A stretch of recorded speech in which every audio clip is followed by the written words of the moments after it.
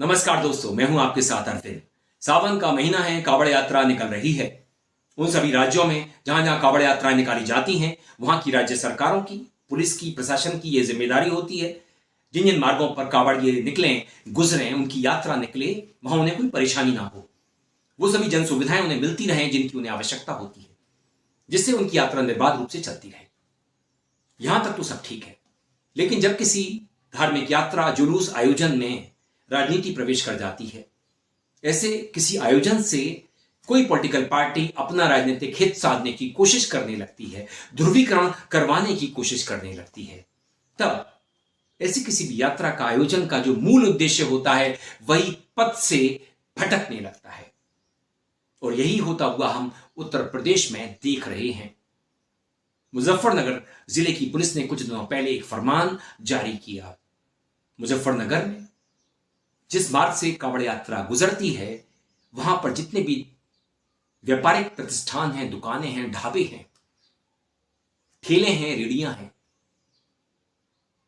उन सभी पर उनके मालिक अपना नाम अंकित कराएं। और उसके बाद वहां पर जो ढाबे होते हैं, दुकानें होती हैं, ठेले होती हैं, रेड़ियां होती हैं, उन पर कहीं पर हमें सना का ढाबा, सलीम फल वाले, असलम सब्जी वाले या कुछ और नजर आने लगता है और माहौल बिगड़ने लगता है।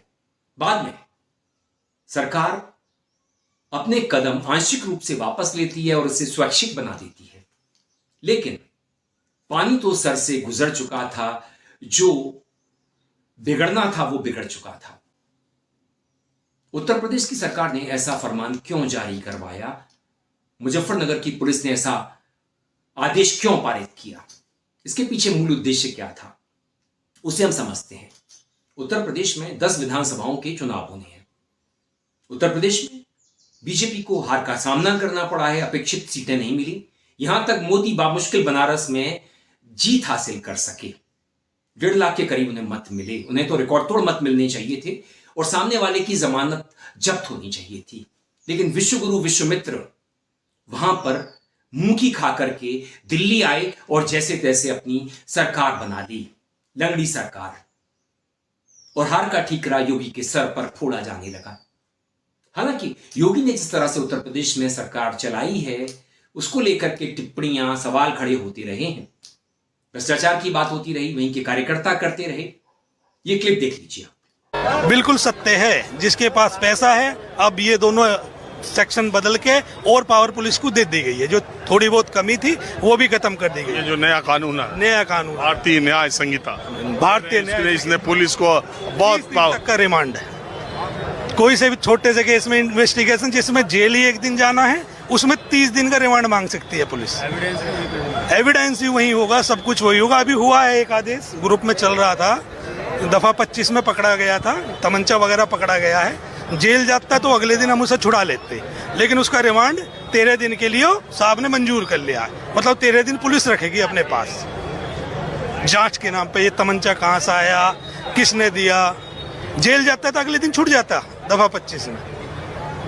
तो ये है संगठन, सुनवाई कहीं नहीं है। आप अच्छा, एक बात ईमानदारी बताइए, आप मंडल अध्यक्ष हैं भारतीय जनता पार्टी, उपाध्यक्ष, इसी स्तर का कार्यकर्ता जब दूसरी पार्टी की सरकार होती है, मान लीजिए उत्तर प्रदेश में मैं सपा और बसपा की सरकार के समय कहूँ, उसकी हनक या उसकी बात कहाँ तक पहुँचती है और आप अपने को कहाँ पाते हैं? हम तो 0 लेवल पे, सिपाही लेवल तक बात कर सकते हैं, और यदि अन्य सरकार होती एसएसपी लेवल तक बात करते हैं। बसपा गवर्नमेंट में, सपा गवर्नमेंट में एसएसपी लेवल पे मेरे पद वाला व्यक्ति हड़का देता है और काम करा लेता है। अब हम सिपाही के अलावा, सिपाही भी सुने तो सुने, नहीं चुप आ जावे।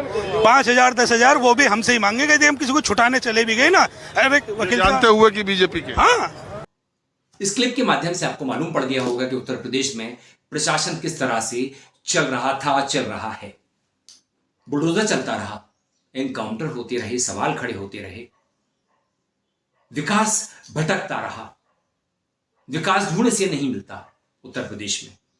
लेकिन चुनाव तो जीतना ही है, 10 विधानसभा चुनावों पर जीत हासिल करनी है। सो हिंदू मुस्लिम करवाओ, कावड़ मार्ग पर जो फरमान जारी किया वो इसी अनीति के तहत था कि कैसे भी हिंदुओं का ध्रुवीकरण हो जाए तो हम जीत जाएंगे, क्योंकि धर्म के नाम पर सभी वर्ग के लोग हिंदू धर्म में जो हैं जाति के वर्ग के एक साथ आ जाएंगे और हमें 10 सीटों पर जीत हासिल करा देंगे, जितवा देंगे। 2024 के लोकसभा चुनावों में क्या हुआ? मोदी ने मटन, मछली, घुसपैठिया, मंगलसूत्र और ना जाने क्या क्या किया। यहां तक बोला अडानी अंबानी ने कितने नोट भर करके टेम्पुओं में कांग्रेस को भेजे हैं, और बाद में मोदी अनंत अंबानी की शादी में बड़े खुश नजर आए। मुझे शर्म आती है, बेशर्मी की हद होती है। प्रधानमंत्री पद की गरिमा होती है। हम सभी जानते हैं सभी धार्मिक आयोजनों में, आंदोलनों में, जो जन आंदोलन होते हैं, धार्मिक यात्राओं में, जुलूसों में कुछ असामाजिक तत्व भी होते हैं जो माहौल बिगाड़ने का काम करते हैं। और बीते कल एक वीडियो आया प्रमोद कुमार जी का, हरियाणा में कहीं ढाबा था, कावड़ियों ने कुछ भोजन कर रहे थे, माफ करिए, कड़ी के अंदर एक प्याज का टुकड़ा मिला और कावड़ियों ने उस पूरे ढाबे को तहस नहस कर दिया।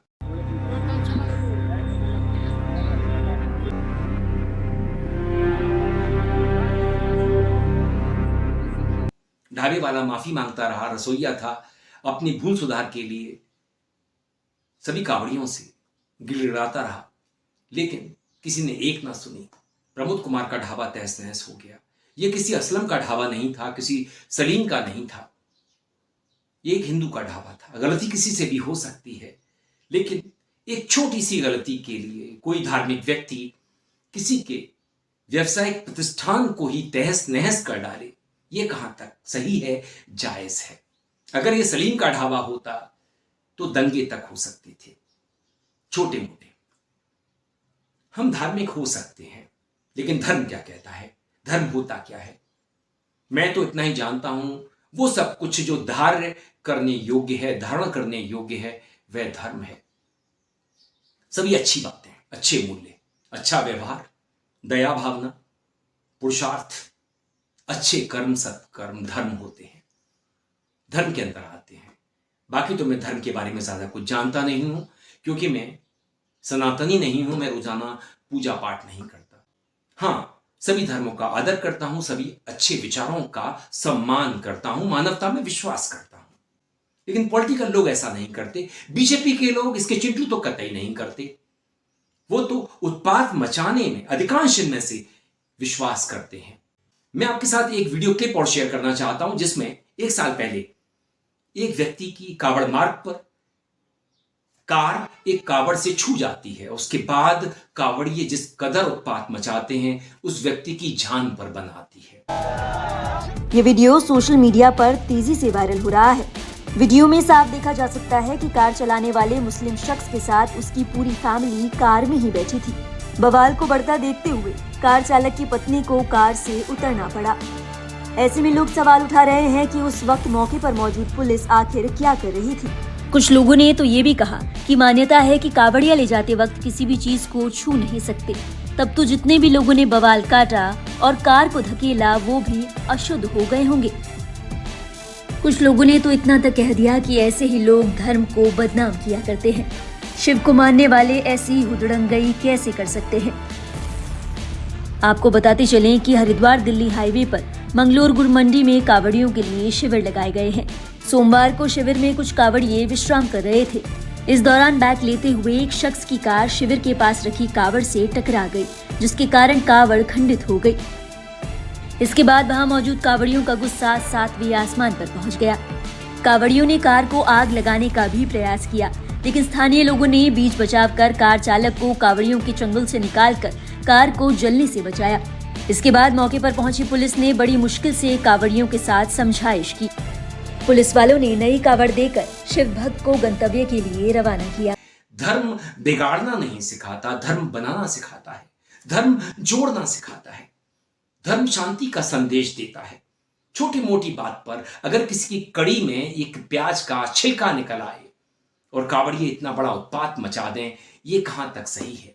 और एक बात और कहता चलूं, बड़े काम की बात है, जिन जिन देशों में राजनीति के अंदर धर्म का प्रवेश हुआ, वो देश बर्बाद हो गए। और हम भी उसी राह पर हैं। हमारे देश में राजनीति के अंदर धर्म, बीजेपी की राजनीति में इस कदर धर्म प्रवेश कर गया है कि हम भी उसी रास्ते पर चल पड़े हैं। हालांकि 2024 के लोकसभा चुनावों के नतीजों ने यह संदेश नहीं दिया।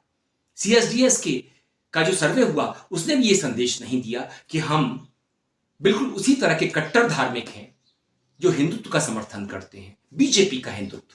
दोस्तों, वीडियो पसंद आए तो आप इसे लाइक कीजिए, दोस्तों साथियों में खूब शेयर कीजिए, चैनल को सब्सक्राइब भी कर दीजिए, बेल आइकन का घंटी जैसा बटन जरूर दबाइए जिससे कि आने वाली वीडियो की आपको नोटिफिकेशन मिल सके। आपकी प्रतिक्रियाओं का मुझे इंतजार रहता है। मेल आईडी और कमेंट बॉक्स में जरूर कीजिएगा। नमस्कार।